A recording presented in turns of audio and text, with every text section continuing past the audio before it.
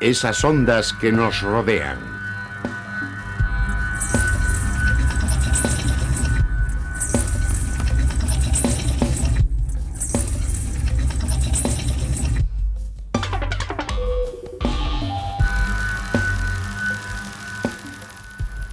Bienvenido al mundo eléctrico.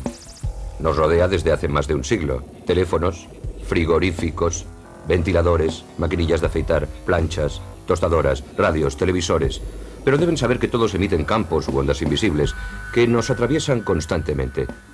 Por ello, algunos científicos han llegado a decir que el hombre se ha convertido en el conejillo de Indias del mayor experimento jamás realizado.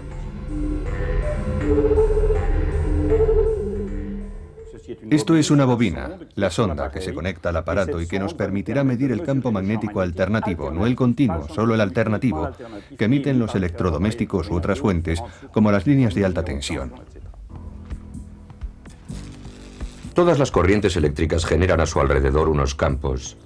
Nuestros sentidos no pueden detectarlos y, sin embargo, en determinadas condiciones, dichos campos son capaces de afectar a nuestra salud. Alrededor de una corriente siempre hay dos campos estrechamente ligados, un campo eléctrico y un campo magnético, sin que todavía se sepa cuál de los dos nos afecta más. Se sabe que el campo eléctrico disminuye al encontrarse con materiales, mientras que el campo magnético lo atraviesa todo, lo que le convierte en el principal sospechoso. Para facilitar el transporte de la corriente se suele utilizar electricidad alterna, corriente que cambia de sentido 50 veces por segundo. Un ciclo por segundo se denomina hercio. 50 veces por segundo son 50 hercios. De modo que el conjunto de los campos eléctricos y magnéticos provenientes de la corriente vibran de forma continua a una frecuencia de 50 hercios.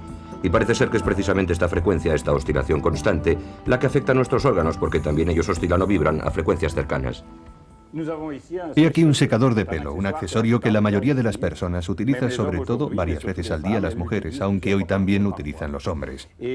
Demostraremos que este aparato emite un determinado campo magnético.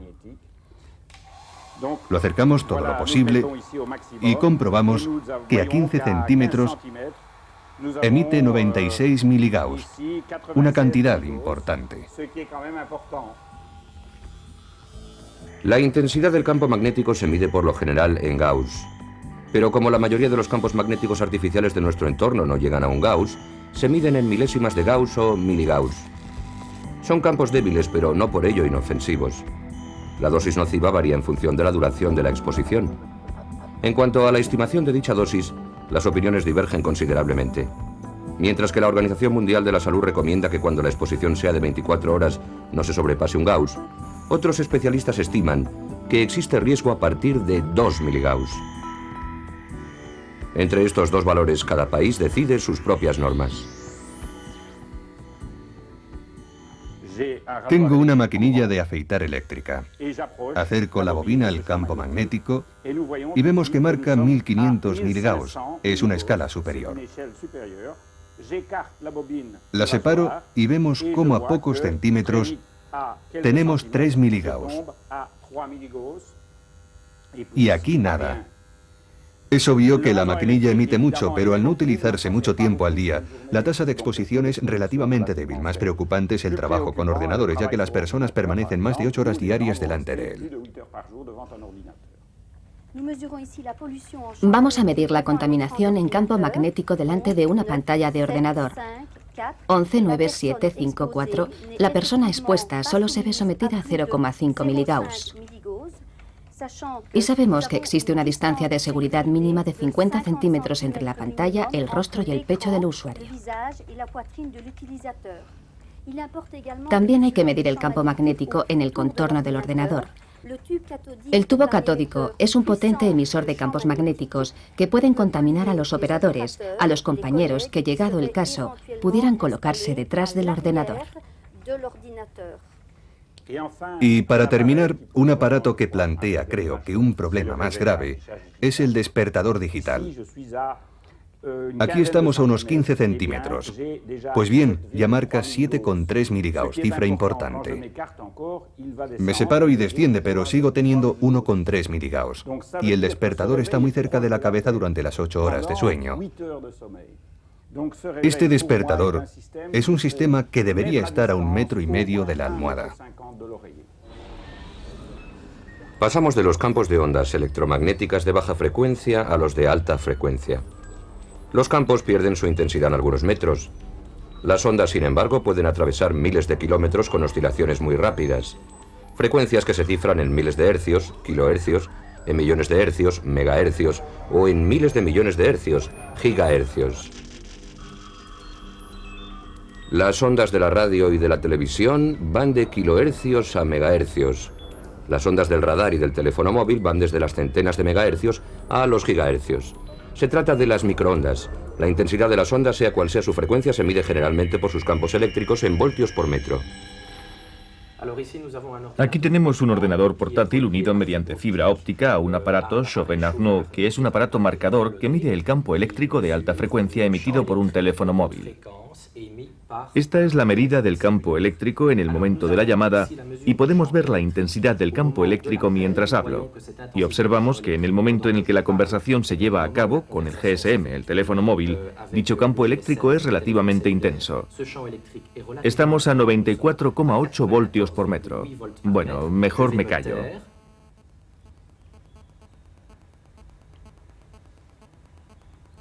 Y vemos que el campo eléctrico disminuye fuertemente a nivel de la antena del teléfono móvil. Cuando conectamos un kit manos libres, por ejemplo este auricular con un cable largo colgando a lo largo del cuerpo a un GSM, podemos ver que al separar el GSM de la sonda de medida, el auricular puede crear un campo eléctrico a lo largo del cuerpo. De modo que tendremos una exposición a nivel de la cintura ya que llevamos el GSM a la cintura, y a lo largo del cuerpo por el cable del kit manos libres, así que la superficie expuesta es mucho mayor.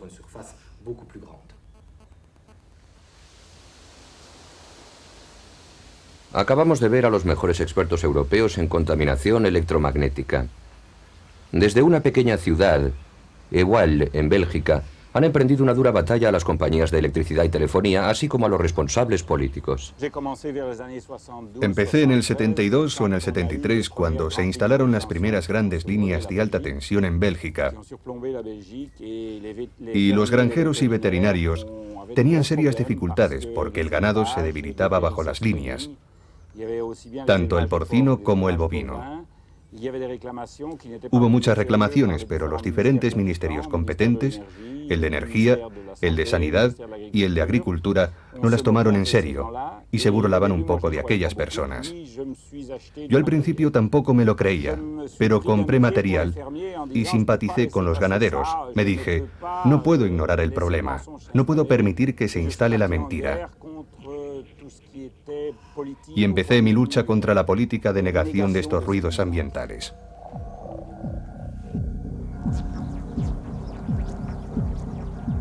El señor Pirapre se ha convertido en toda una celebridad en Bélgica. Hace 10 años se reían de él y le llamaban el ganadero de las vacas eléctricas. Hoy por fin lo toman en serio. Compré la granja en el 65. En septiembre colocaron una línea de alta tensión y todo funcionaba bien. Conectaron la línea de alta tensión en el 70 y no hubo ningún problema, pero en el 80 colocaron la segunda y empezaron las dificultades. Perdí bastante ganado y toda mi familia cayó enferma. En 1988 tuve que abandonar el lugar, no se podía vivir aquí. Los animales se debilitaban lentamente y morían. En casa todos estábamos enfermos. Mi mujer estuvo 6 meses ingresada en una clínica. Todos mis hijos estaban anémicos y aunque tomábamos minerales y todas esas cosas no era suficiente. Yo no podía vivir así. Las líneas de alta tensión son mortales. Espero que en la actualidad haya científicos que sean capaces de convencer a las eléctricas de que son muy perjudiciales.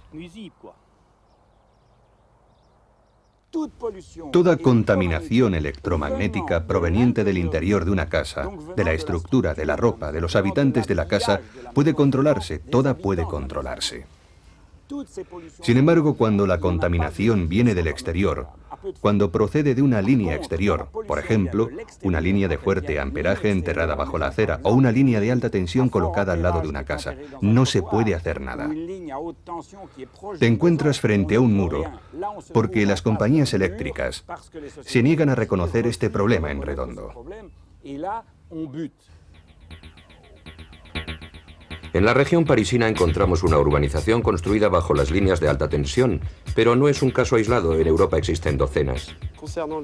En lo referente a los campos magnéticos, creo que alcanzamos los 19 miligauss, 20 miligauss, cifra que si nos fijamos en las normas de la OMS no son de riesgo. Pero todos los científicos independientes dicen que por encima de 2 miligauss hay riesgo y nosotros estamos muy por encima, 10 veces más. Los habitantes luchan para que se desplace la línea y están a punto de conseguirlo. Los diputados franceses han preparado una nueva ley que prohíbe construir bajo las líneas.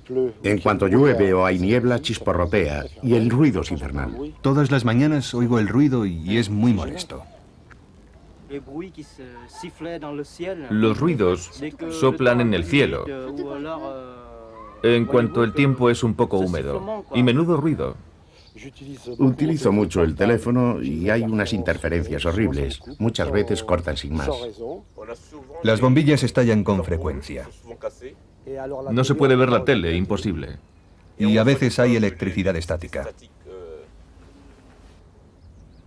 En cuanto a la salud, creo que tengo muchos más dolores de cabeza que antes. Mi mujer, sin ir más lejos, está enferma, bastante grave, desde hace 3 años. Tiene artritis múltiple e hipotiroidismo.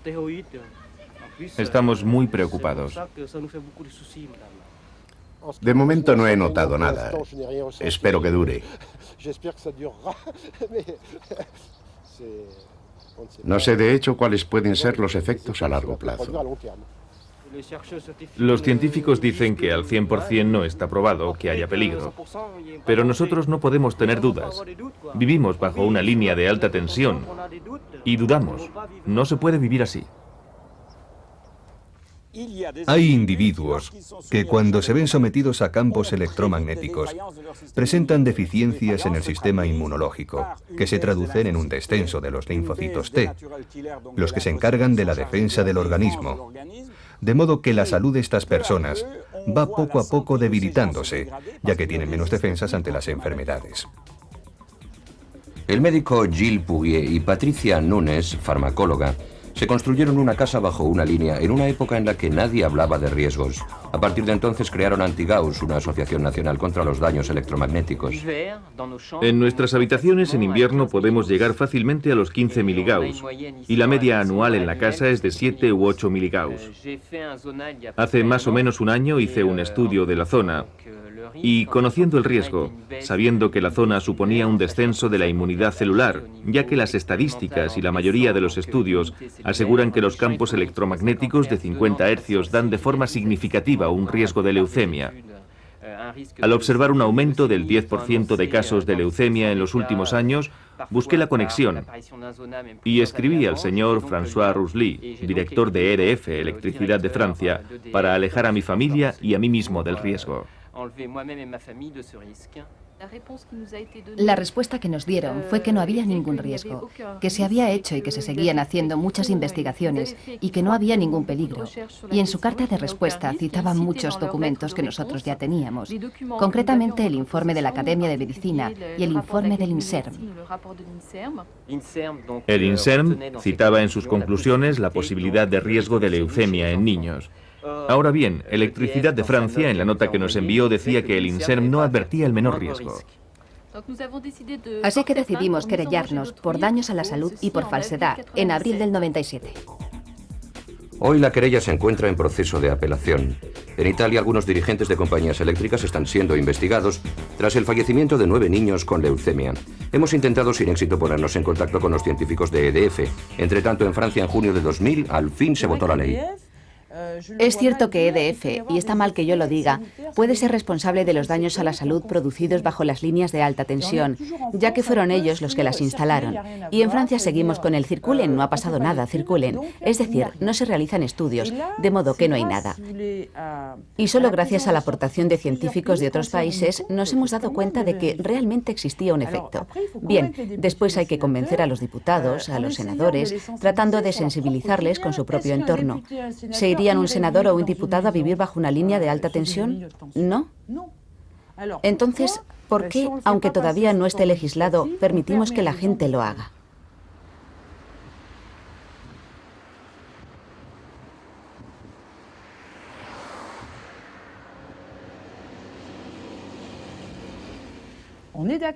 Estamos de acuerdo. Todos los científicos están de acuerdo en que hay un efecto biológico.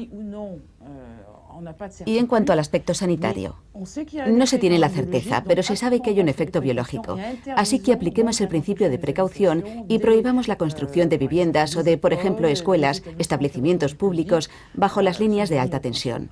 Los otros países ya lo hacen. ¿Por qué Francia no? Rusia y otros países de la antigua Unión Soviética tienen las normas más severas del mundo. Llevan estudiando desde hace más de 40 años los efectos del electromagnetismo en la salud. Hemos querido averiguar por qué desde 1958 se aplica el principio de precaución, que aún sigue sin hacerse en el oeste.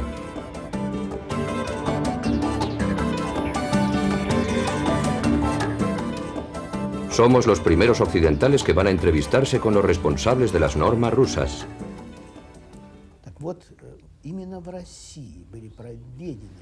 En Rusia se han realizado algunos estudios que no se han llevado a cabo en ningún otro lugar acerca del efecto de los campos electromagnéticos de débil intensidad.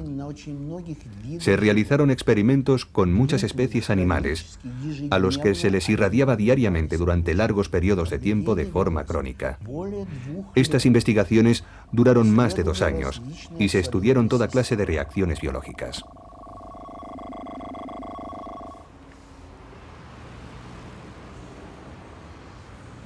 Dichos experimentos se realizaron en Moscú, en el Instituto de la Medicina del Trabajo, en los tiempos en los que el régimen comunista financiaba generosamente, en nombre de la protección de los trabajadores, la investigación.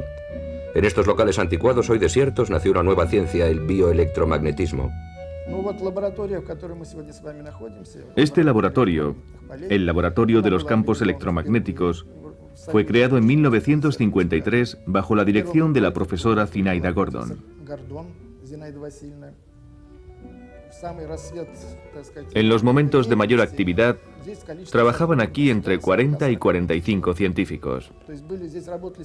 Había especialistas en varios campos: médicos, biólogos, biofísicos, psicólogos, químicos e ingenieros.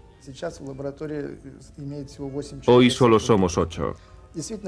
Y eso repercute, como es natural, en la amplitud de nuestros resultados. Es la consecuencia del brutal recorte que ha sufrido el presupuesto para las investigaciones científicas.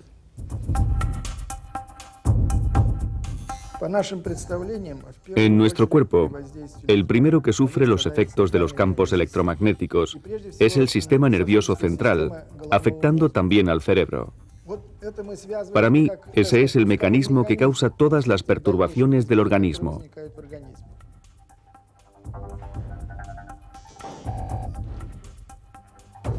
En los laboratorios de todo el mundo se denomina fantasmas a los maniquíes especiales que sirven para medir la intensidad de los campos magnéticos en la piel y en el interior del cuerpo, con el fin de establecer las normas.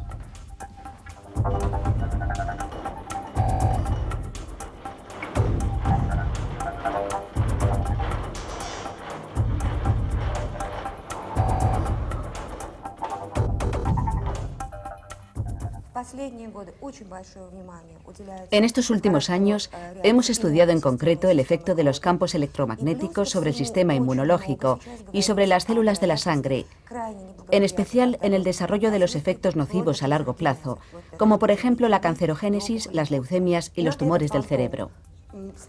En este fantasma se miden los niveles de los campos con unos aparatos que reaccionan ante los relieves del cuerpo humano mediante unas guías de onda de fibra óptica conectadas a ordenadores. Se miden los niveles en la superficie del cuerpo no protegido. Después vestimos al fantasma con unos trajes protectores que nosotros hemos puesto a punto.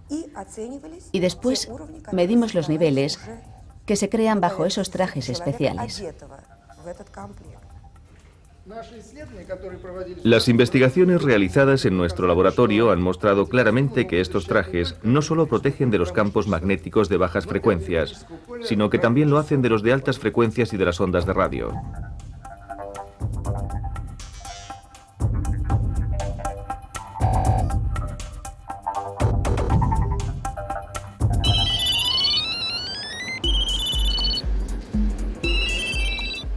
Las microondas del teléfono móvil se emiten mediante unas antenas repetidor o estaciones de base que son unos emisores semejantes a las antenas de radar, que los rusos conocen muy bien. Los límites de exposición autorizados son 20 veces más débiles que en Occidente, y a pesar de ello los responsables rusos no duermen tranquilos.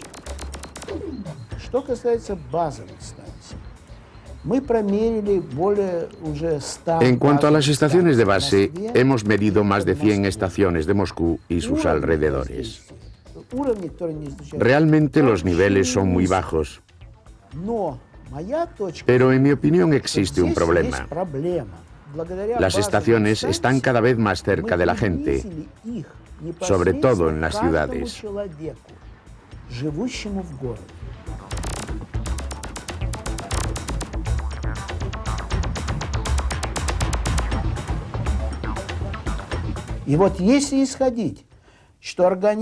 Entonces partimos del hecho de que el organismo es sensible a estas frecuencias y de que trata de compensarlas. Así que compensa la frecuencia que viene de la estación base. Pero una hora más tarde recibe otra frecuencia y después en el metro experimenta aún más frecuencias. Por ello me temo que algún día estaremos frente a un problema grave, cuando el organismo no pueda compensar todas las frecuencias y todas las diferentes modulaciones que están presentes en todas partes. Es un problema muy serio.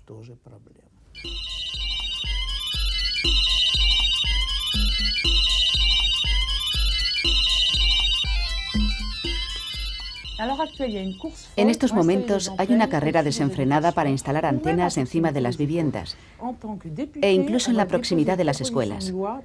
Como diputados vamos a hacer una proposición de ley para obligar a los, llamémosles productores, como France Telecom, Viguet, etc., a informar a los consumidores y hacerlo de modo que cuando se instale una antena haya como mínimo una encuesta pública para que la gente esté al corriente, se vea involucrada y no sea solo el presidente de la comunidad de vecinos el que acepte las antenas a cambio del dinero ofrecido por los operadores.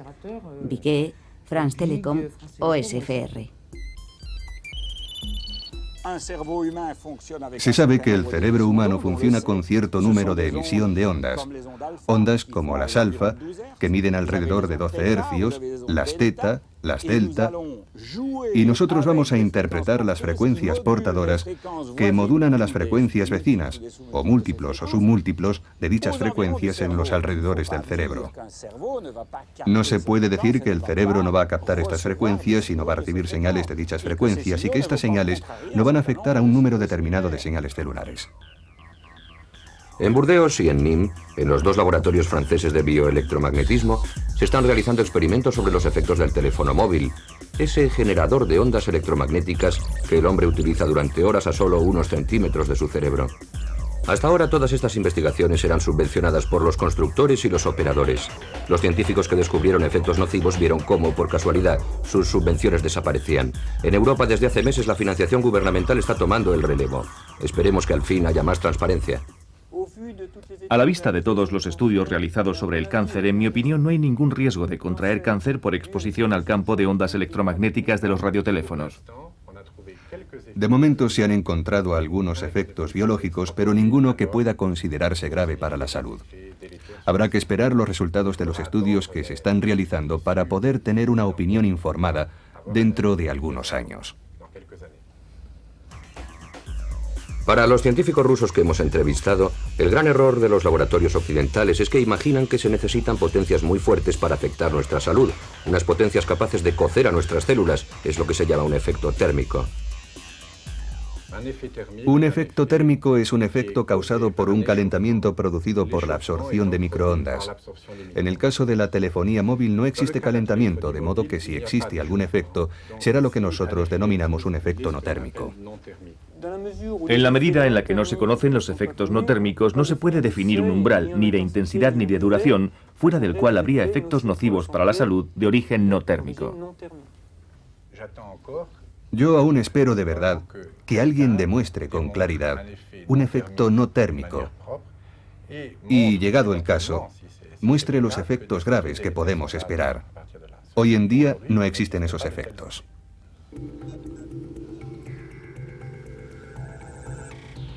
Entonces, ¿hay que tener miedo de las ondas? Los mejores especialistas se reunieron en Múnich en el Congreso Internacional de Bioelectromagnetismo para responder a las preguntas más puntuales. Más que nunca el tema está en el candelero y las opiniones son contradictorias, pero en algo están de acuerdo, algo está pasando. Parece ser que las ondas electromagnéticas actúan como señales que nuestras células captan.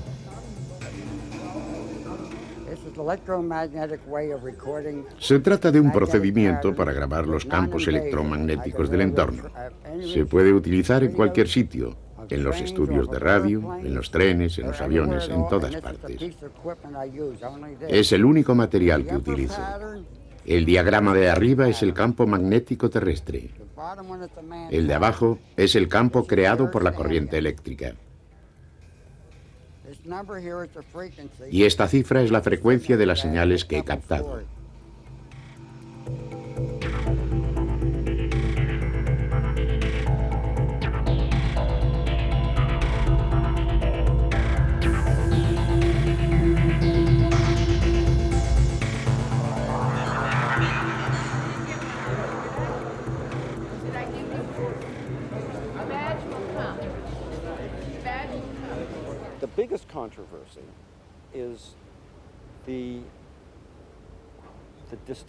La mayor controversia es saber si hay calentamiento durante la exposición, que sería el causante de los efectos, o si se trata de algo que no tiene nada que ver con el calentamiento y que se produciría con energías muy bajas.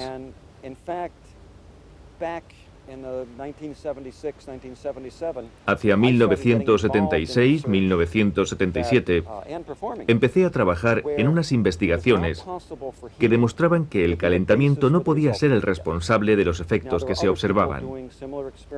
Otros hicieron experimentos similares y ahora formamos un grupo. Hemos publicado unos resultados que no tienen nada que ver con el calentamiento. El problema es que los ingenieros y los físicos no saben cómo explicarlo. Y a menudo, cuando no pueden explicarlo, dicen que no puede existir. No cabe duda de que las células y los tejidos reaccionan ante los campos eléctricos igual que ante una situación de estrés. Nosotros calculamos la cantidad de energía que se necesita para inducir la reacción de estrés por un campo magnético de baja frecuencia. Y esta reacción exige 14 veces menos energía que para inducir un efecto térmico. Un efecto térmico de base. Y nos dimos cuenta de que en el caso de los teléfonos móviles, las normas de seguridad que se basan solamente en los efectos térmicos son inapropiadas, ya que no tienen en cuenta la biología. Hemos estudiado las coníferas. Se trata de unas plantas provistas de hojas puntiagudas que en ocasiones pueden actuar como resonadores a ciertas frecuencias. Dichas agujas actúan como antenas.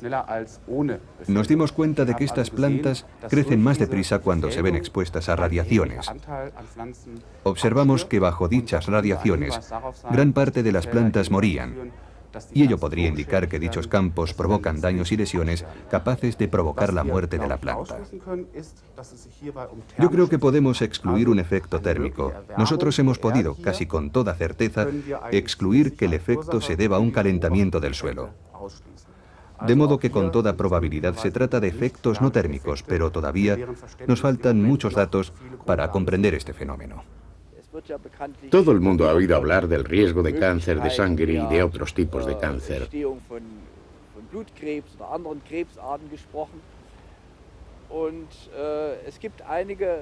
Algunos estudios afirman que la señal de calcio en la célula se ve alterada.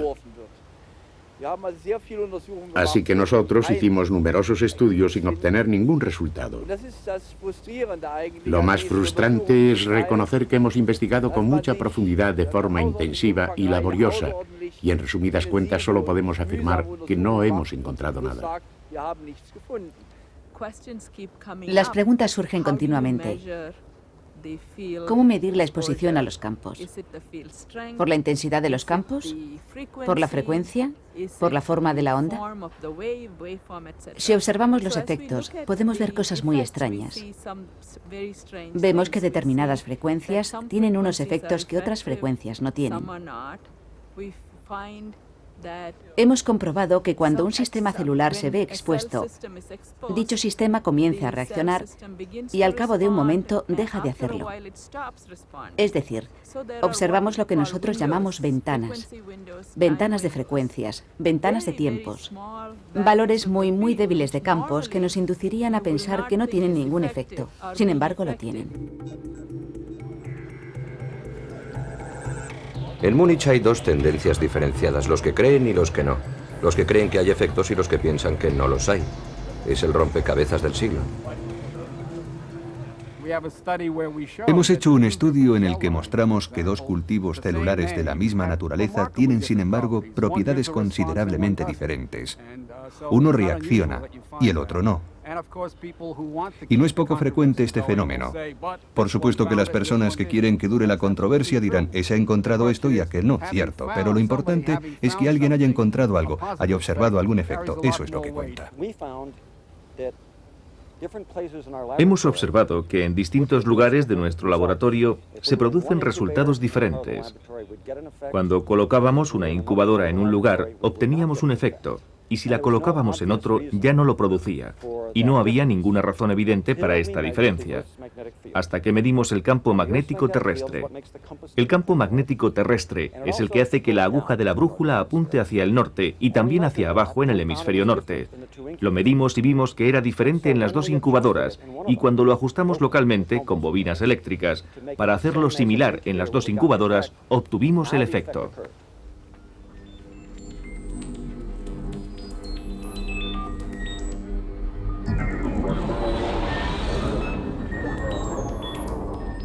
La gran novedad de este congreso es el gran número de científicos que han venido a presentar sus resultados en el campo de la medicina electromagnética, campo en el que tienen lugar algunos fenómenos a frecuencia muy débiles, cuyos mecanismos siguen siendo un misterio, ya que hay ondas que matan, pero también hay ondas que curan. En China utilizamos el campo magnético para tratar ciertas enfermedades, como por ejemplo la migraña, o para mejorar la microcirculación sanguínea. Es algo que llevamos haciendo desde hace mucho tiempo.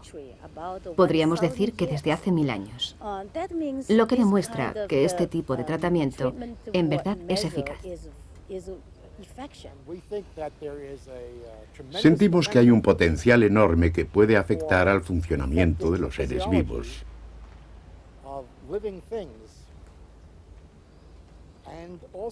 Hemos comprobado que podría ser muy útil para el hombre. En algunos casos puede actuar sobre los huesos, en otros a nivel del cerebro o del sistema inmunológico, etc.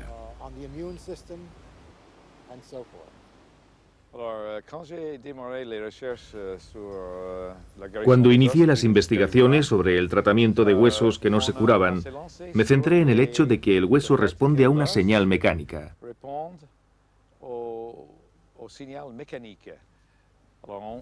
Me preguntaba si al reproducir la señal de forma eléctrica se podría conseguir la curación del hueso.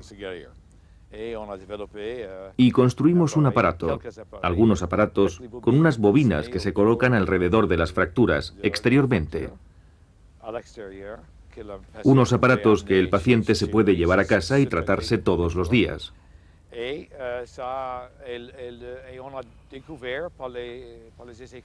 Y ahora podemos decir que el paciente tiene las mismas posibilidades de curarse con un aparato electromagnético que con un injerto. Y además no hace falta ir al hospital, por lo que es mucho menos costoso para la seguridad social, incluso a nivel mundial.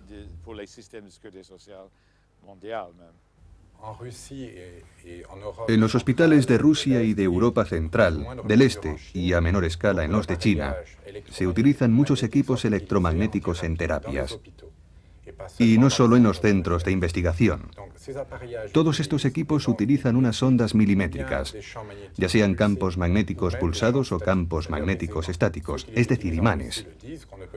Con estos aparatos no se puede curar todo, no se puede tratar todos los casos, pero tienen aplicaciones específicas que son interesantes y que merecería la pena se estudiasen en Occidente. En Moscú hemos querido ver de cerca estas terapias únicas en el mundo. En Occidente no se cree mucho en ellas. En Rusia están reconocidas por el Ministerio de la Salud Pública.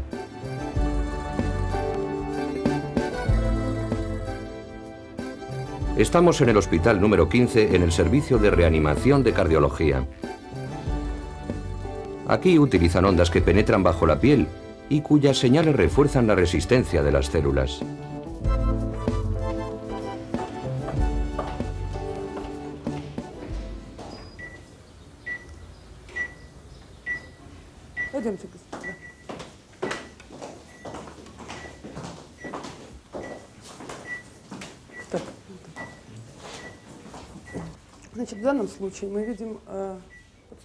Aquí tenemos un paciente que ha sufrido un infarto de miocardio. Fue operado ayer. En nuestro servicio, a menudo administramos paralelamente medicamentos y esta terapia. En principio, se trata de una radiación de ondas electromagnéticas en la gama milimétrica. En este caso concreto, el efecto que más nos interesa del mecanismo de la onda electromagnética es evitar la obstrucción de los vasos sanguíneos, así como su efecto antioxidante. La radiación se aplica mediante este pequeño cilindro con el que se guía la onda. Se coloca muy cerca de la articulación de la espalda. La zona de la espalda posee una fuerte concentración de centros nerviosos y una buena hidratación. Si queréis, tocad. El paciente no percibe ninguna sensación táctil. No siente ni dolor ni molestia, así que puede soportar la terapia con facilidad. Normalmente este método hace bajar la tensión arterial y nosotros la controlamos constantemente a través de un monitor.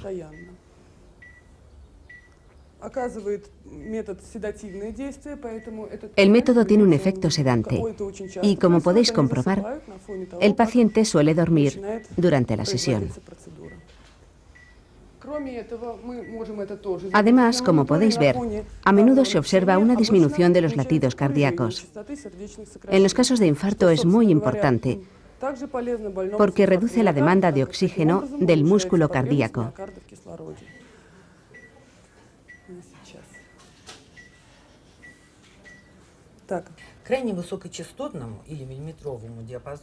En la gama de frecuencias muy altas o gama milimétrica encontramos radiaciones electromagnéticas con unas frecuencias de 30 a 300 GHz y longitudes de onda de 1 a 20 milímetros. En el interior de nuestro organismo existen ondas semejantes. Para que tengáis una imagen, se podría decir que nuestras células hablan entre sí bajo esta gama de frecuencia muy alta.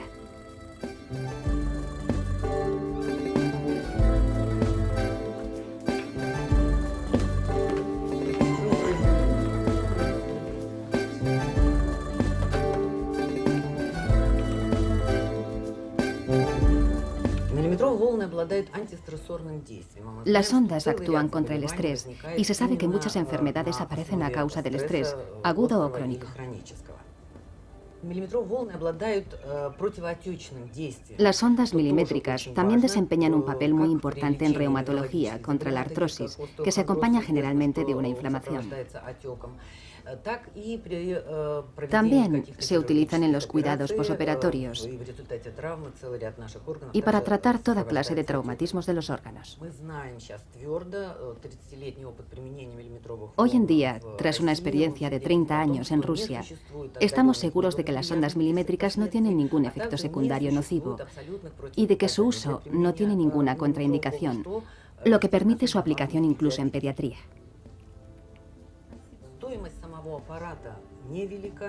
El aparato no es muy caro y el precio de las sesiones tampoco. En principio es accesible para cualquier paciente. Fuera de nuestro país, esta terapia se utiliza en Alemania. También puedo citar Polonia, Bulgaria, Hungría, Suecia, Italia y China. En China se fabrican 300.000 aparatos de terapia milimétrica al año. Que nosotros sepamos, en Francia no se utiliza. Cuando viajamos a Estados Unidos y nos invitan a hablar, los americanos se quedan impresionados. Nos dicen que se trata de la terapia del siglo XXI. Parece ser que Francia prefiere quedarse en el siglo XX.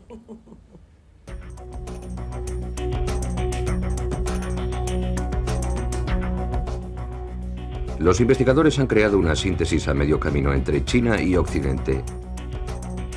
A partir de la reflexoterapia, una variante rusa de la acupuntura, Ludmila Kasina ha desarrollado un método electromagnético original.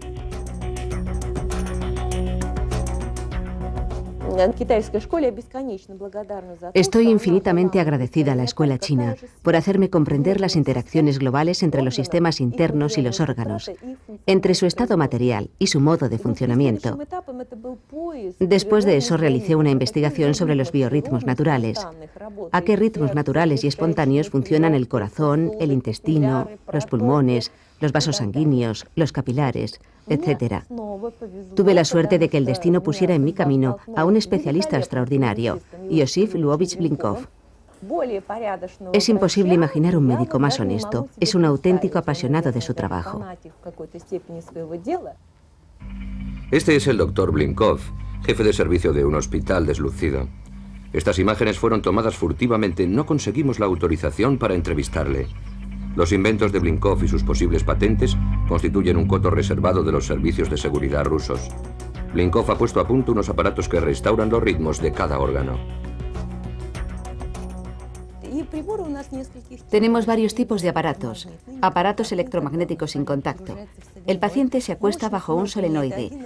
La potencia es de 1 Ørsted, unidad cegesimal de intensidad o fuerza del campo magnético terrestre.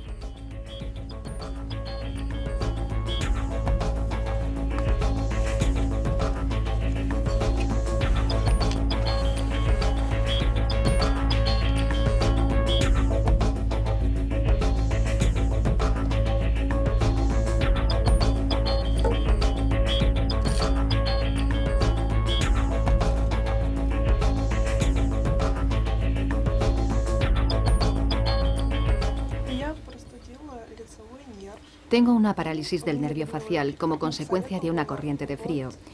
Y Ludmila me ha propuesto curarme con este aparato.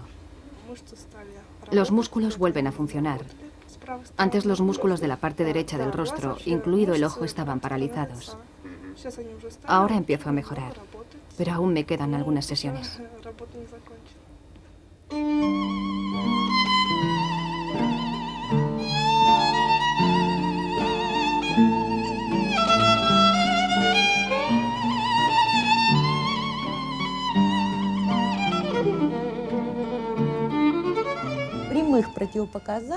No hemos observado ningún efecto secundario desde que utilizamos estos aparatos, o sea, desde hace 7 u 8 años. En cambio, siempre hemos obtenido el efecto deseado.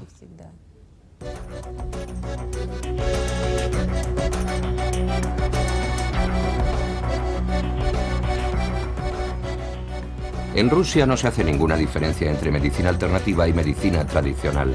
Si un método funciona, se hace oficial.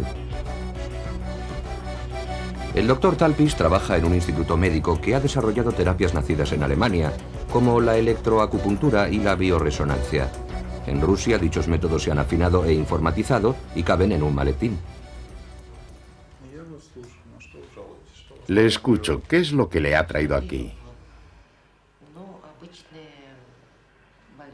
Lo que me trae, pues, las enfermedades normales de mi edad. ¿Qué tratamiento ha seguido hasta ahora? Medicamentos alopáticos. ¿Convencionales? Sí, pero los médicos me dicen que necesito una intervención quirúrgica. Bien, pues esto es lo que vamos a hacer. Primero voy a medir los puntos. Como todos estos puntos están conectados con los órganos internos, podremos ver qué es lo que no está bien. Bien, de acuerdo. Bien, coja esto con la mano derecha.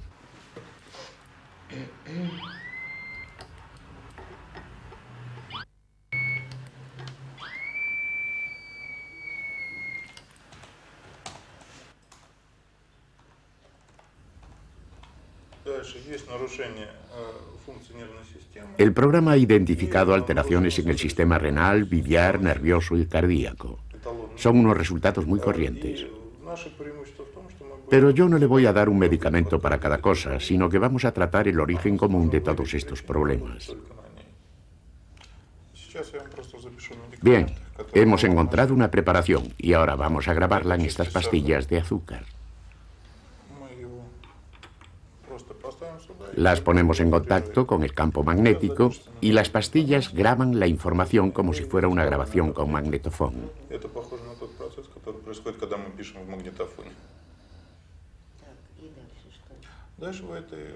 Después se tomará las pastillas como si se tratara de un simple medicamento homeopático.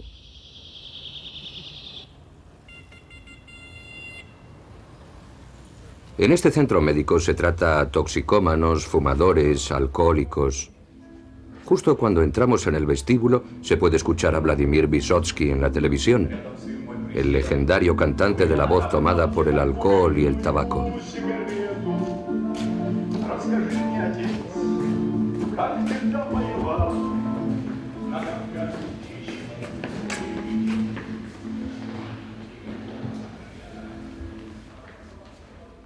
En unos decorados barrocos que evocan a Tolstoy o Bulgakov, Rusia sigue practicando su medicina futurista.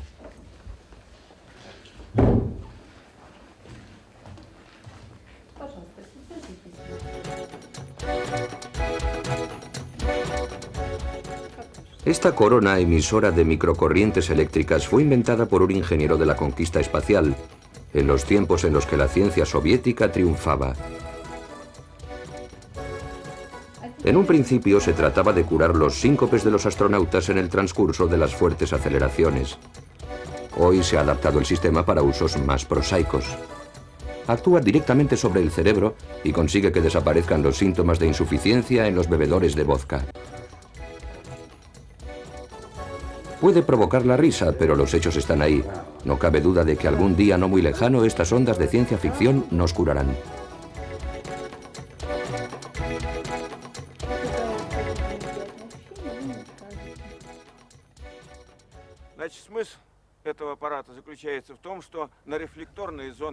El aparato funciona de la siguiente manera. Actúa sobre las zonas reflejas de la cabeza mediante una sucesión de impulsos eléctricos compuestos de frecuencias precisas, emitidas por este dispositivo que llamamos corona. Todo ello provoca una resonancia en tal o cual zona de los vasos sanguíneos del cerebro.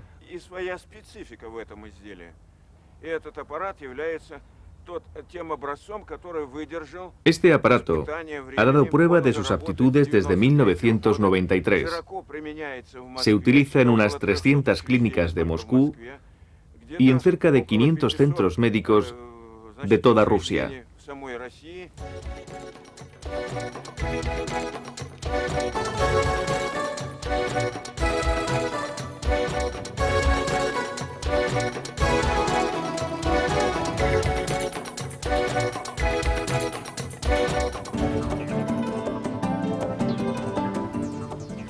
¿Por qué en Occidente no se aplican las terapias rusas? ¿Por qué la normativa rusa sobre los riesgos electromagnéticos para la salud no se reconoce a nivel mundial? Las cosas están cambiando.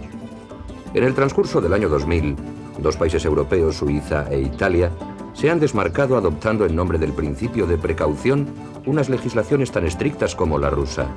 Por una vez los políticos han tomado posición frente a los científicos, que a menudo prefieren negar o minimizar tanto los riesgos como los efectos beneficiosos de estas ondas que nos rodean.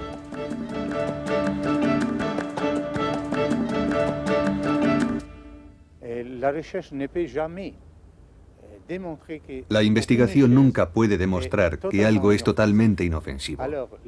De modo que el problema que se plantea es a qué nivel de la evidencia científica se debe adoptar el principio de precaución, a qué nivel de ausencia de progreso científico se puede decir que algo no es peligroso, que es inofensivo.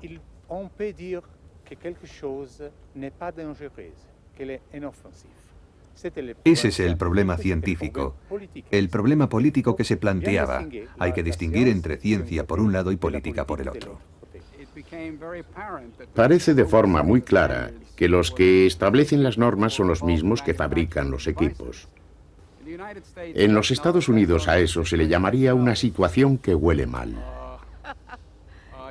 Normalmente no deberían ser los fabricantes los que hicieran sus propias normas. Alguien debería supervisar dichas normas. La mayoría de los científicos estiman que este problema no les incumbe, que basta con ocuparse de los hechos, solo de los hechos. Yo creo que deberíamos replantearnos esa actitud. En mi opinión, sabremos lo que es soportable para la sociedad. Es decir, vamos a decir, ya está, hay un número determinado de personas que se quedarán en la cuneta. Soy cínico, pero eso es lo que va a pasar. Se ve llegar por culpa de los políticos y de todo el mundo, de los científicos. Hay gente que se quedará en la cuneta porque no tendrá las cualidades físicas que le permita afrontar este tipo de contaminación. Hay que informar a la gente, por ejemplo, las personas que llevan prótesis, marcapasos, aparatos auditivos, sobre los riesgos de las antenas fuertemente emisoras. Hay que poner señales para que sepan dónde hay campos importantes y puedan evitarlos. Esto forma parte del derecho a la información y, en el caso de existir riesgo, del derecho a la protección que tiene toda persona. Creo que la siguiente cuestión será saber si estos campos, que pueden atravesarlo casi todo, y por lo tanto también el ADN, son capaces de romper la estructura del ADN. Personalmente, yo creo que a partir del momento en el que hay efecto biológico, tenemos por un lado un potencial de riesgos y por otro un potencial de aplicaciones médicas. Cuando alguien se tuerce el tobillo, se le pone un vendaje alrededor. Bien, pues en dicho vendaje podría haber una onda electromagnética o incluso un imán que ayudara a su curación. Lo estoy viendo y creo que no falta mucho para eso. Creo que llegará a ser una realidad. Creo que en el futuro va a aumentar el número de personas que realicen este tipo de investigaciones. Creo que el método de tratamiento mediante campos magnéticos es una buena solución para el ser humano.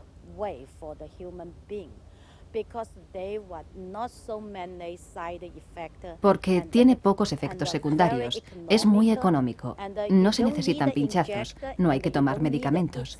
Realmente creo que se trata de un buen camino.